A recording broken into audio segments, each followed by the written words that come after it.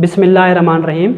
Government boys high school colony number 1 जे तरफ़ां sir हेड master sir इमाम सुमरो ऐं सब्जेक्ट टीचर इनायतुल्लाह लाशरी जे तरफ़ां ख़ुश आमदीद। प्यारा ॿारो, असां अॼु क्लास 6 जो सब्जेक्ट साइंस पढ़ंदासीं, जंहिंजो चैप्टर नंबर पहिरियों आहे ऐं उनजो टॉपिक आहे जीव घड़ो या सेल।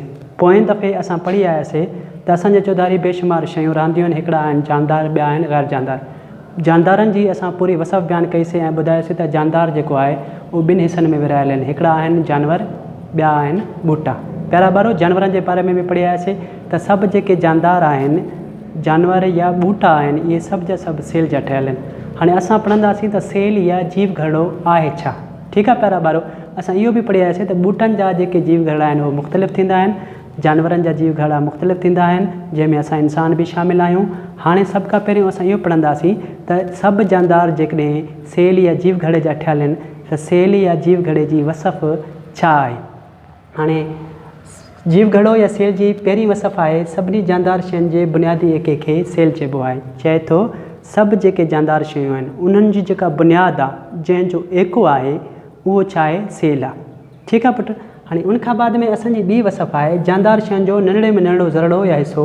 चए थो को बि जानदार शइ हुजे, उनजो सभ खां नंढे में नंढो ज़रड़ो हुजे या हिसो हुजे, जंहिंमें जानदार शइ खे ज़िंदा रखण लाइ केतिरा ई सरगर्मियूं ऐं कमु थींदा रहनि। उन नंढड़े हिसे जे अंदरि उन जानदार खे कमु करण जे लाइ या का बि सरगर्मी करण जे लाइ छा करणु खपे।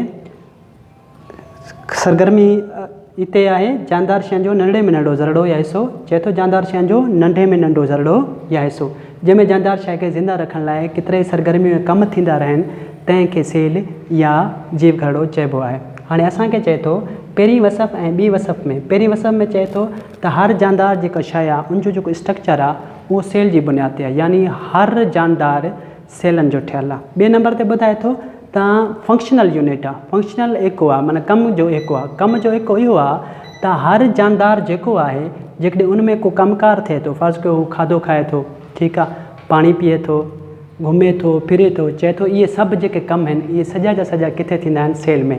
सेल ख़तमु, जानदार ख़तमु। सेल ज़िंदा आहे त जानदार ज़िंदा आहे। सेल जेकॾहिं सेल जी ज़रूरत पाणी जी थींदी त असां पाणी पीअंदासीं, सिधो केॾांहुं वेंदो, सेल में। लेकिन कुझु प्रोसेस, कुझु अमलनि मां गुज़री करे उहो पाणी असांजो केॾांहुं वेंदो, सेल जे अंदरि। ठीकु आहे। हाणे चए थो कंहिं बि जानदार जो बुनियादी एको जेको आहे उहो छा आहे, सेल आहे। यानी को बि जानदार जो स्ट्रक्चर बनावट छाजे करे आहे, सेल जे करे आहे। ऐं को बि जानदार जे अंदरि जेके बि कमु थींदा आहिनि उनखे ज़िंदा रखण लाइ या का ॿी सरगर्मी या कमु करण जे लाइ, उहे सभु जा सभु किथे थींदा आहिनि, सेल जे अंदरि। हाणे असां इहो पढ़ी आया आहियूं त जीव घड़ो या सेल जी वसफ़, ॿ वसफ़ पढ़ी आयासीं।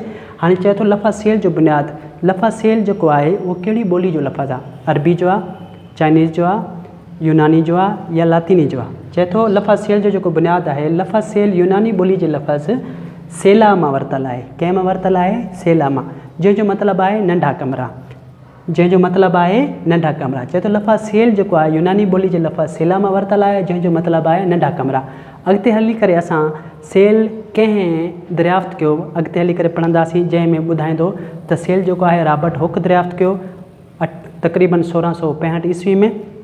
ऐं उन जेको आहे कंहिं खुर्दबीनी जी मदद सां हिकु नंढो टुकड़ो, छाजो, कार्क, यानी को पुराणो ॿूटे जो नंढो टुकड़ो खणी करे, छोॾो खणी करे, उनजे मथां जॾहिं खुर्दबीनी सां ॾिठईं त उनखे छा थिया, नंढा नंढा कमरा नज़र आया। उन्हनि नंढनि नंढनि कमरनि खे उन यूनानी लफ़्ज़ जो ज़बान जो नालो ॾिनो, जंहिंजो मतिलबु सेला, सेला जो नालो ॾिनो, जंहिंजो मतिलबु आहे नंढा नंढा कमरा। सिर्फ़ु ऐं सिर्फ़ु ॿूटनि जो न, पर जानवरनि जे सेलनि जो बि मुतालो कयईं।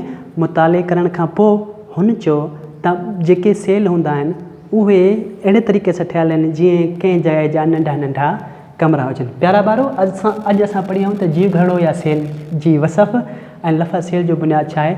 सुभाणे असां पढ़ंदासीं त सेल खे इंसानी अखि सां ॾिसी सघिबो आहे या न। ऐं हिकिड़ो ॿियो टॉपिक बि पढ़ंदासीं त सेल खे ॾिसण जे लाइ असां खुर्दबीनी जो इस्तेमालु कंदासीं। खुर्दबीनी जे बारे में बि सुभाणे असां मुकमिल तौर ते पढ़ंदासीं। थी सघे थो असां मथां खुर्दबीनी खणी अचूं ऐं तव्हांखे उनजे हिसनि जे बारे में बि ॿुधायूं। ख़ुदा हाफ़िज़।